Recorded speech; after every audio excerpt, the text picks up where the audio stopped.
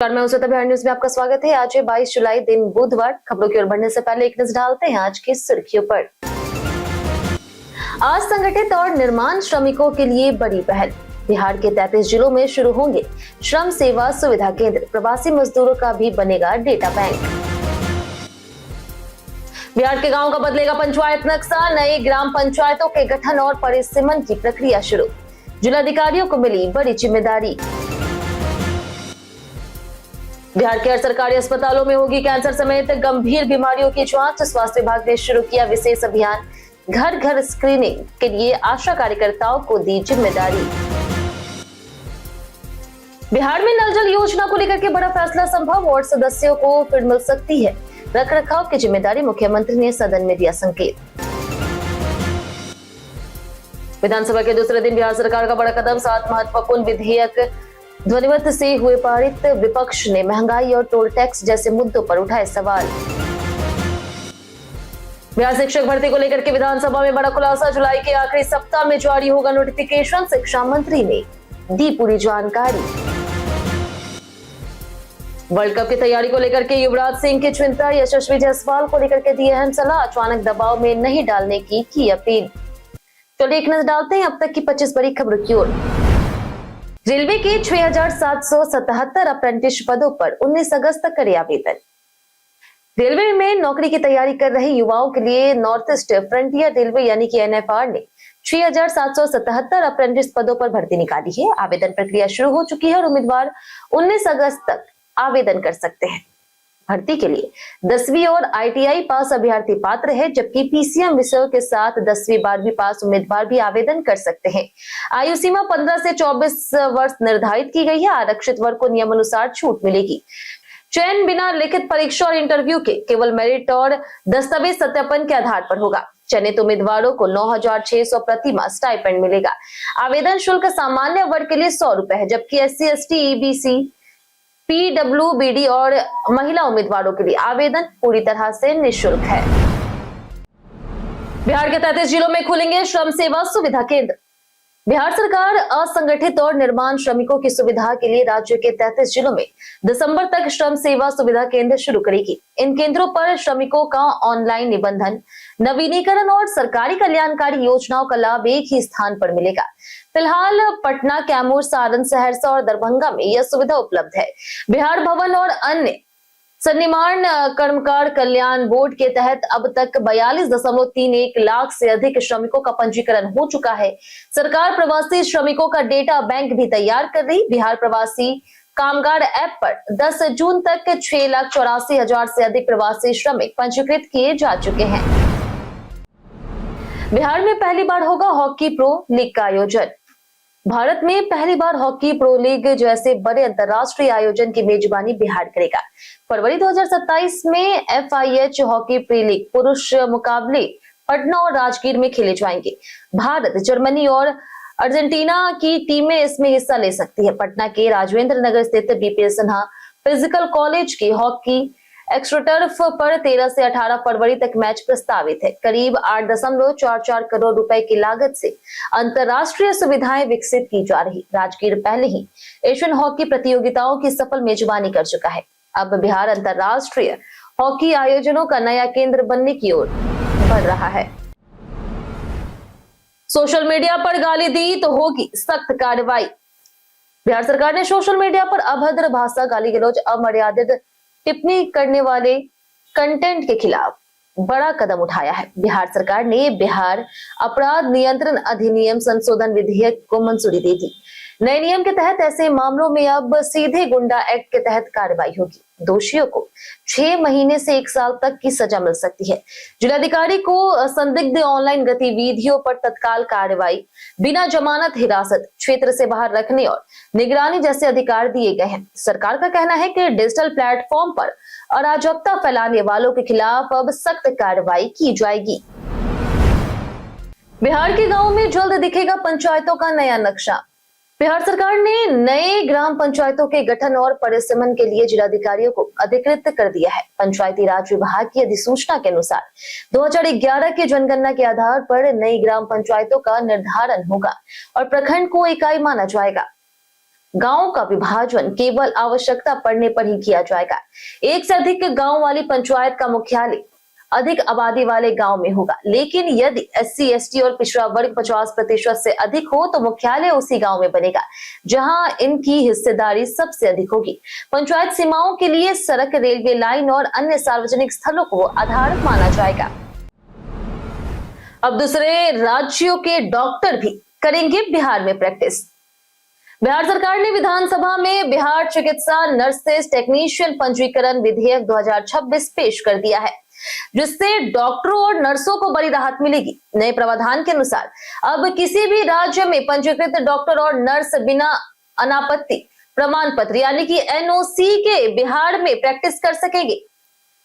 इसी तरह बिहार में भी पंजीकृत स्वास्थ्य कर्मी भी दूसरे राज्य में बिना अतिरिक्त अनुमति काम कर सकेंगे। यह व्यवस्था राज्य चिकित्सा परिषद यानी कि एसएमसी और राष्ट्रीय चिकित्सा रजिस्टर यानी कि एनएमआर में पंजीकृत पेशेवरों पर लागू होगी। केंद्र सरकार के निर्देशानुसार किए गए इस बदलाव से देश भर में डॉक्टरों और नर्सों की पेशेवर आवाजाही आसान और तेज होगी। पटना तारामंडल में बनेगा आधुनिक एस्ट्रो पार्क। पटना के तारामंडल में विज्ञान और खगोल शास्त्र को रोचक बनाने के लिए ऑब्जर्वेटरों, डोम और एक्स्ट्रो पार्क विकसित किए जा रहे हैं। करीब 99.71 लाख रुपए की लागत से ऑब्जर्वेटरी, डोम और 32.56 लाख रुपए से एस्ट्रो पार्क बनाए जाएंगे। पार्क में 11 इंटरैक्टिव साइंस मॉडल लगाए जाएंगे, जिनमें इंटरैक्टिव सन डायल और वर्टिकल सन डायल स्थापित हो चुके हैं।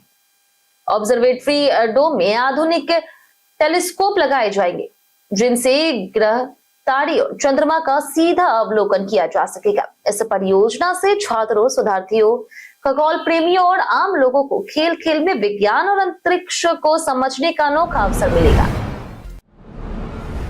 अब हर सरकारी अस्पताल में होगी कैंसर की जांच। बिहार सरकार ने कैंसर और अन्य गैर संचारी रोगों की समय पर पहचान और इलाज के लिए राज्य भर में विशेष अधिनियम शुरू किया। स्वास्थ्य विभाग के निर्देशानुसार सभी आयुष्मान आरोग्य मंदिर, प्राथमिक स्वास्थ्य केंद्र, सामुदायिक स्वास्थ्य केंद्र, अनुमंडलीय रेफरल और जिला अस्पतालों में cancer, sugar, blood pressure, COPD और एनीमिया की जांच और उपचार किए जाएंगे। आशा कार्यकर्ता घर घर जाकर के लोगों को स्क्रीनिंग के लिए प्रेरित करेगी और मरीजों का फॉलोअप भी करेगी। अभियान की पूरी निगरानी ऑनलाइन पोर्टल से होगी। अस्पतालों में आवश्यक दवाएं, डायग्नोस्टिक्स किट और अन्य जरूरी चिकित्सा सामग्री उपलब्ध रखने के निर्देश दिए गए। बिहारी बर्थडे स्पेशल में आज बात होगी अहम शर्मा की। अहम शर्मा, जिनका जन्म 22 जुलाई 1989 में बिहार के सलीमपुर में हुआ था, वह एक भारतीय अभिनेता है जिन्हें हिंदी टेलीविजन में उनके दमदार अभिनय के लिए जाना जाता है। उन्होंने 2008 में चांद के पार चलो से करियर की शुरुआत की और महाभारत में कर्ण की भूमिका निभा करके देश भर में लोकप्रिय हुए। इसके लिए उन्हें इंडियन टेली अवार्ड और सर्वश्रेष्ठ सहायक अभिनेता का सम्मान मिला। उन्होंने ब्रह्म राक्षस, विक्रम बेताल की रहस्य गाथा, दोस्ती यारियां, मनमर्जिया जैसे टीवी शो में भी प्रमुख भूमिकाएं निभाई। फिल्मों में 1962 माई कंट्रीलैंड, कर ले प्यार कर ले, धूप छांव सहित कई प्रोजेक्ट किए। वे वेब सीरीज में भी सक्रिय हैं और टीवी के लोकप्रिय अभिनेताओं में गिने जाते हैं। बिहार में टीआरई 4 भर्ती पर शिक्षा मंत्री ने दिया बड़ा अपडेट। बिहार विधानसभा के मॉनसून सत्र में सरकारी स्कूलों के शिक्षकों के ड्रेस कोड और टीआरई 4 भर्ती को लेकर के जोरदार बहस हुई। शिक्षा मंत्री मिथिलेश तिवारी ने बताया कि 9 अक्टूबर 2024 के निर्देशों के बाद 20 जुलाई को फिर से आदेश जारी कर सभी जिला शिक्षा पदाधिकारी को ड्रेस कोड का सख्ती से पालन करने और उल्लंघन पर कार्रवाई करने को कहा गया। उन्होंने आश्वासन दिया है कि शिकायत मिलने पर 48 घंटे के भीतर कार्रवाई होगी। इसी के साथ टीआरई 4 को लेकर के मंत्री ने घोषणा की है कि भर्ती की अधिसूचना जुलाई 2026 के अंतिम सप्ताह में जारी होगी। सरकार ने अगले 5 वर्षों में 1 लाख शिक्षकों की नियुक्ति का लक्ष्य भी दोहराया है। 24 जुलाई को खगड़िया में लगेगा जॉब कैंप। 10वीं पास युवाओं के लिए बिहार के खगड़िया में 24 जुलाई को एक दिवसीय जॉब कैंप आयोजित होगा। जिला नियोजनालय की ओर से आयोजित इस कैंप में स्वतंत्र माइक्रोफिन लिमिटेड कुल 70 पदों पर भर्ती करेगी। इसमें सेल्स फील्ड ऑफिसर्स के 50 पद और आरओ कलेक्शन के 20 पद शामिल है।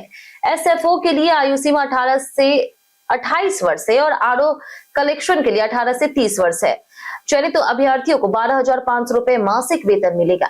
जॉब लोकेशन 50 से 100 किलोमीटर के दायरे में होगी। उम्मीदवार आवश्यक दस्तावेजों के साथ संयुक्त श्रम भवन खगड़िया में आयोजित जॉब कैंप में शामिल हो सकते हैं। नल जल योजना की जिम्मेदारी वार्ड सदस्यों को देने पर सरकार करेगी विचार। मुख्यमंत्री सम्राट चौधरी ने विधान परिषद में घोषणा की है कि गोपालगंज, सकरी और रेयाम चीनी मिलों को जल्द चालू किया जाएगा। इसके लिए केंद्र सरकार की एक संस्था के साथ एमओयू किया जाएगा। वहीं नल जल योजना के रखरखाव की जिम्मेदारी फिर से वार्ड सदस्यों को देने की मांग पक्ष और विपक्ष दोनों ने उठाई। मुख्यमंत्री ने कहा कि पंचायती राज और पीएचईडी विभाग के साथ बैठक कर इस पर निर्णय लिया जाएगा। दूसरी ओर सदन में सूखे नशे के बढ़ते प्रभाव पर भी चर्चा हुई। राजद सदस्य सुनील कुमार सिंह के बयान पर सत्ता पक्ष ने तीखी आपत्ति जताई, जिससे सदन में हंगामा हुआ। मोबाइल से ऑनलाइन जुआ खेलने वालों पर बिहार में होगी सख्त कार्रवाई। बिहार में अब मोबाइल और ऑनलाइन जुआ खेलने वालों पर सख्त कार्रवाई होगी। विधानसभा ने बिहार जुआ प्रतिषेध विधेयक 2026 ध्वनिमत से पारित कर दिया है। उप मुख्यमंत्री विजय कुमार चौधरी ने कहा कि 1867 का पुराना कानून डिजिटल दौरे के जुए पर प्रभावी नहीं था, इसलिए नया कानून लाया गया। इसके तहत ऑनलाइन ऐप, वेबसाइट और अन्य डिजिटल माध्यमों से जुआ खेलने, संचालित करने, आर्थिक मदद देने या फिर कमीशन लेने वालों पर भी कार्रवाई होगी। पहली बार अपराध करने वालों और दोबारा पकड़े जाने वालों के लिए अलग अलग सजा का प्रावधान किया गया। सरकार का कहना है कि यह कानून ऑनलाइन जुए और उससे जुड़े आर्थिक अपराधों पर प्रभावी रोक लगाएगा। पीएससीबी ने जारी किया 5वीं सक्षमता परीक्षा 2026 का रिजल्ट। बिहार विद्यालय परीक्षा समिति ने 21 जुलाई को स्थानीय निकाय शिक्षकों की 5वीं और अंतिम सक्षमता परीक्षा 2026 का परिणाम जारी कर दिया। परीक्षा में शामिल 14,512 शिक्षकों में से 4,353 अभ्यर्थी सफल हुए, जबकि सफलता प्रतिशत 30% रहा। सफल उम्मीदवारों में 1870 पुरुष और 2,483 महिला शिक्षक शामिल है। यह परीक्षा 5 से 8 जून 2026 के बीच कंप्यूटर आधारित मोड में आयोजित हुई। शिक्षक अपना परिणाम आवेदन संख्या के माध्यम से बोर्ड की वेबसाइट पर देख सकते हैं। फिलहाल परिणाम प्रोविजनल है और सफल अभ्यर्थियों की आगे काउंसलिंग होगी। पांचों सक्षमता परीक्षाओं को मिलाकर के अब तक 2,71,133 शिक्षक सफल घोषित किए जा चुके हैं। सीएम हाउस, सचिवालय और स्कूलों को बम से उड़ाने की धमकी। बिहार में मुख्यमंत्री आवास, मुख्यमंत्री सचिवालय, कई स्कूलों और पासपोर्ट कार्यालयों को बम से उड़ाने की धमकी मिलने के बाद सुरक्षा एजेंसियां हाई अलर्ट पर है। ग्रामीण विकास विभाग को भेजे गए धमकी भरे ईमेल में सचिवालय और मुख्यमंत्री आवास को बम से उड़ाने की बात कही गई। इसके बाद पटना के दानापुर स्थित 4 school, DPS senior, DPS junior, army public school और रेडी इंटरनेशनल स्कूल को खाली करा करके बम निरोधक दस्ते से जांच कराई गई। बेगूसराय, पटना और गया जी के डाकघरों और पासपोर्ट सेवा केंद्रों की सुरक्षा भी बढ़ा दी गई है। फिलहाल किसी भी स्थान से कोई संदिग्ध वस्तु बरामद नहीं हुई और पुलिस मामले की जांच कर रही। खबर लिखे जाने तक मामले की जांच की जा रही थी। पंकज त्रिपाठी ने बिना फीस की ओ माई डॉग की शूटिंग।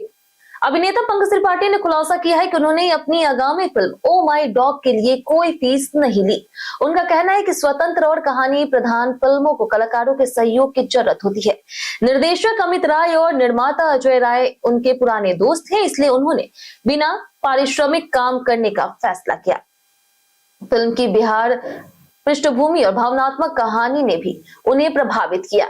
उन्होंने तय समय से अधिक दिन शूटिंग की और बिहार में अपने दोस्तों से प्रोडक्शन में सहयोग दिलाया। फिल्म में वो शिक्षक की भूमिका निभा रहे हैं। ओ माई डॉग 31 जुलाई को सिनेमाघरों में रिलीज होगी।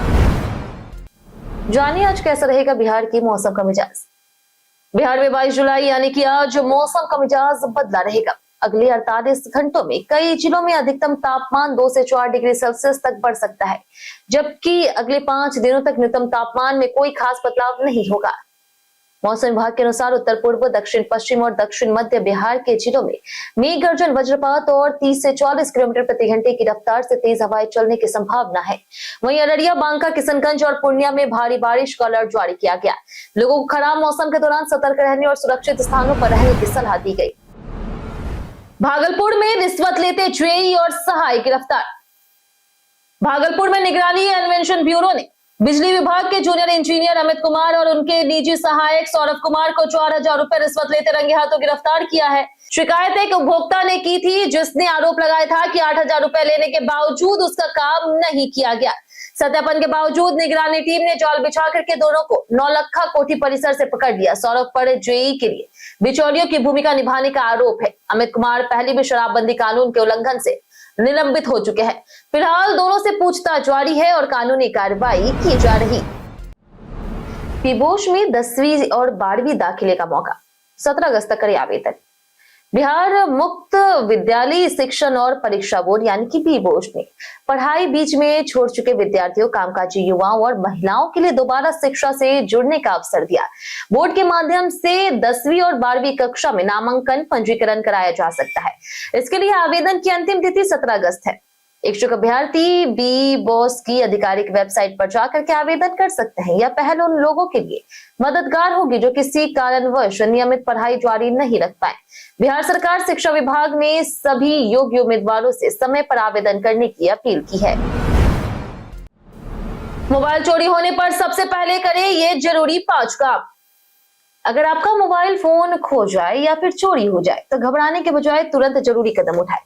सबसे पहले गूगल फाइंड माई डिवाइस या फिर iCloud के जरिए फोन को रिमोटली लॉक करें ताकि डेटा और यूपीआई सुरक्षित रहे। इसके बाद नजदीकी पुलिस स्टेशन या फिर ऑनलाइन पोर्टल पर शिकायत दर्ज कर IMEI नंबर के साथ रिपोर्ट सुरक्षित रखें। तुरंत अपने टेलीकॉम ऑपरेटर से सिम ब्लॉक करवाएं ताकि OTP और बैंकिंग का गलत इस्तेमाल ना हो सके। बैंक, यूपीआई और डिजिटल वॉलेट सेवाओं को अस्थायी रूप से फ्रीज कराएं। अंत में संचार साथी पोर्टल पर फोन ब्लॉक कराएं जिससे वह देश भर में किसी भी नेटवर्क पर इस्तेमाल ना हो सके। कैट बिना मिलेगा IIT IIM ड्यूअल डिग्री में प्रवेश।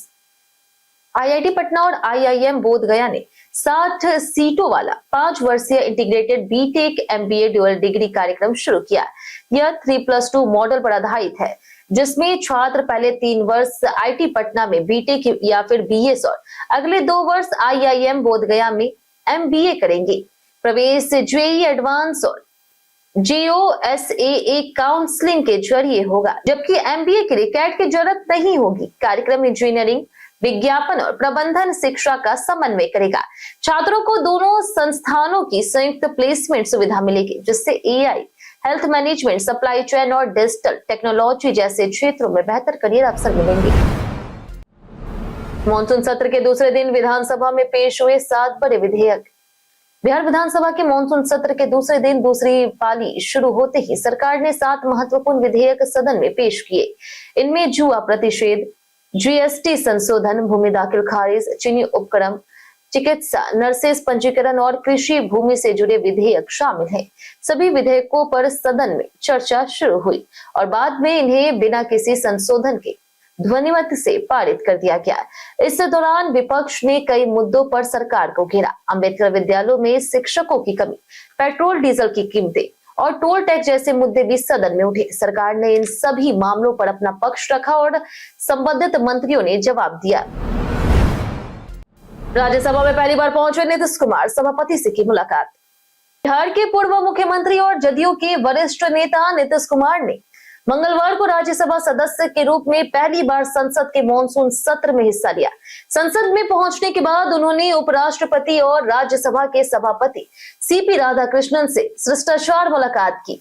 इस दौरान जदयू के राष्ट्रीय कार्यकारी अध्यक्ष और राज्यसभा सांसद संजय झा भी मौजूद रहे। नीतीश कुमार ने मुलाकात की तस्वीरें सोशल मीडिया पर साझा की। मार्च 2026 में राज्यसभा के लिए निर्विरोध चुने जाने के बाद उन्होंने बिहार विधान परिषद से इस्तीफा दिया था और 10 अप्रैल को राज्यसभा सदस्य के रूप में शपथ ली थी। अब उनकी सक्रियता राष्ट्रीय राजनीति में नई भूमिका का संकेत मानी जा रही। वनडे वर्ल्ड कप से पहले यशस्वी जायसवाल पर युवराज ने दिया बयान। पूर्व भारतीय बल्लेबाज युवराज सिंह ने वनडे वर्ल्ड कप की तैयारियों को लेकर के टीम मैनेजमेंट से बड़ी मांग की। उन्होंने कहा कि यशस्वी जायसवाल को वनडे टीम में ज्यादा मौके दिए जाने चाहिए ताकि वह बड़े टूर्नामेंट से पहले मैच प्रैक्टिस हासिल कर सके। युवराज ने चिंता जताई है कि अगर यशस्वी को बिना पर्याप्त अनुभव के अचानक वर्ल्ड कप में उतारा गया तो उन पर दबाव बढ़ सकता। उन्होंने बताया कि यशस्वी ने हालिया मैचों में शानदार प्रदर्शन करते हुए 4 मैचों में 2 शतक लगाए। युवराज के मुताबिक अगर वह टीम की योजना का हिस्सा है तो उन्हें लगातार खेलने का मौका मिलना जरूरी है। कई कारणों से दर्ज भारत के इतिहास में आज की तारीख 1898 में प्रसिद्ध शास्त्रीय गायक विनायकराव पटवर्धन का जन्म हुआ, जबकि 1923 में महान पार्श्व गायक मुकेश ने जन्म लिया। 1933 में प्रसिद्ध मूर्तिकार हिम्मत शाह का जन्म हुआ। 22 जुलाई यानी कि आज ही के दिन 1947 में भारत की संविधान सभा ने राष्ट्रीय ध्वज तिरंगे को आधिकारिक रूप से अपनाया, इसलिए यह दिन राष्ट्रीय झंडा अंगीकरण दिवस के रूप में मनाया जाता है। 1965 में सामाजिक कार्यकर्ता और रेमन मैग्सेसे पुरस्कार विजेता संदीप पांडे का जन्म हुआ। इसी दिन स्वतंत्रता सेनानी यनेंद्र मोहन सेन गुप्ता तथा प्रसिद्ध चिकित्सक और समाज सुधारक डॉक्टर मुत्तुलक्ष्मी रेड्डी का निधन हुआ। साथ ही आज ही के दिन राष्ट्रीय आम दिवस भी मनाया जाता है। हम प्रतिदिन आपसे 7 ऐसे जरूरी सवाल उसके जवाब बताएंगे जो कि बीपीएससी, बिहार पुलिस दरोगा समेत एसएससी जैसे अन्य प्रतियोगी परीक्षाओं में काम आएंगे। सवाल इतिहास, बिहार पुलिस, विज्ञान, करंट अफेयर्स और भूगोल से रहेंगे। पूछे गए 7 सवाल में आपने कितना सही जवाब दिया हमें कमेंट करके जरूर बताएं। तो हमारा पहला सवाल है, शेरशाह सूरी के मकबरे का डिजाइन किसने तैयार किया था?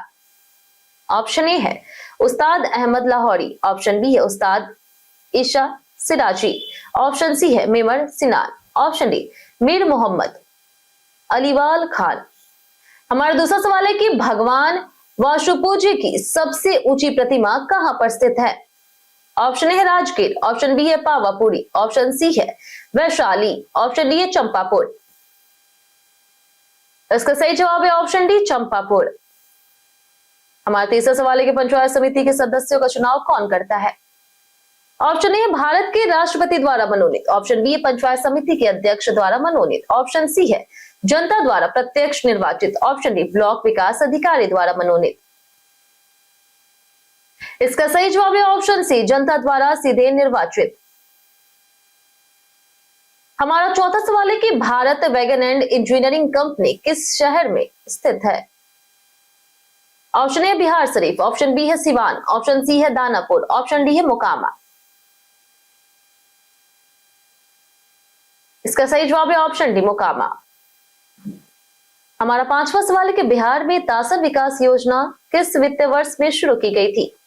ऑप्शन ए 2005 से 2006, ऑप्शन बी 2003 से 2004, ऑप्शन सी है 2007 से 2008, ऑप्शन डी 2012 से 2013। इसका सही जवाब है ऑप्शन डी 2012 से 2013। हमारा छठा सवाल है कि बिहार में लीची उत्पादन के मामले में इनमें से कौन सा जिला सबसे आगे है? ऑप्शन ए है दरभंगा, ऑप्शन बी है मुजफ्फरपुर, ऑप्शन सी है भागलपुर, ऑप्शन डी है पूर्वी चंपारण। इसका सही जवाब है ऑप्शन बी मुजफ्फरपुर। हमारा आखिरी सवाल कि अंतरराष्ट्रीय समय रेखा के दोनों समय का अंतर क्या है? ऑप्शन ए है 0 घंटे, ऑप्शन बी है 12 घंटे, ऑप्शन सी है 20 घंटे, ऑप्शन डी है 24 घंटे। इसका सही जवाब है ऑप्शन डी 24 घंटे। बीते दिन हमारे द्वारा पूछे गए सवाल का जवाब आप लोग में से बहुत लोगों ने हमारे कमेंट बॉक्स सेक्शन में लिख कर दिया। जिन्होंने हमारे द्वारा पूछे गए सवाल का जवाब दिया उनके नाम है लक्ष्मी मेहता, रमेश कुमार, अमरजीत कुमार, राकेश मिश्रा, सोनी पासवान, सागर कुमार, रवि मोहन वर्मा, जूही कुमारी, रोशन सिंह, गुड्डू कुमार, संजीव कुमार, जितेंद्र ठाकुर, पुरुषोत्तम कुमार, कृष्णा प्रसाद, राजकिशोर महतो, पवन सिंह, लालचंद्र शाह, अशोक कुमार, सूरज रॉय, श्रीकांत प्रसाद, विनोद शाह, चुन्नू कुमार, राम बाबू दास, मंटू सोनी, खुशबू कुमारी, मनोज दास, राजकुमार, गीता देवी, राजू कुमार, सुमित कुमार, रंजू कुमारी, निरंजन कुमार, निरंजय यादव, संजय कुमार शर्मा, कृष्णा झा, हरेंद्र सिंह, सुशील मंडल, राजीव कुमार, सत्यनारायण सिंह, प्रदीप पंडित, चंदन कुमार, राहुल कुमार, पूनम कुमारी, अमर कुमार, रंजीत मिश्रा, दीपक कुमार, जूही कुमारी, सुशील मंडल, सूरज रॉय और रेखा कुमारी। इसी के साथ बढ़ते हैं आज के सवाल की ओर। और आज का सवाल है, बिहार के युवाओं को रोकने के लिए राज्य में क्या बदलाव जरूरी है? आप अपना जवाब हमें हमारे कमेंट सेक्शन में जरूर बताएं। आज के लिए इतना ही। बिहार की तमाम खबरों के साथ बने रहने के लिए देखते रहे बिहारी न्यूज और साथ ही यूट्यूब चैनल पर देखें, चैनल को सब्सक्राइब कर दे और अगर आप फेसबुक पेज पर देखें तो लाइक और फॉलो जरूर करें।